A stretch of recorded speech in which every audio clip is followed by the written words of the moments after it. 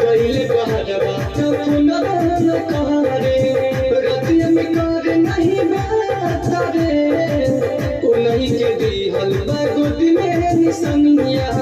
यादव करे अब घात रे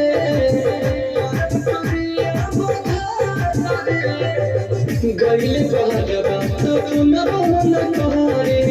रतिया में कर नहीं बात रे उन्हीं के दिहल गोदी में निसनिया यादव करे अब घात रे जब से भइल हमर शादी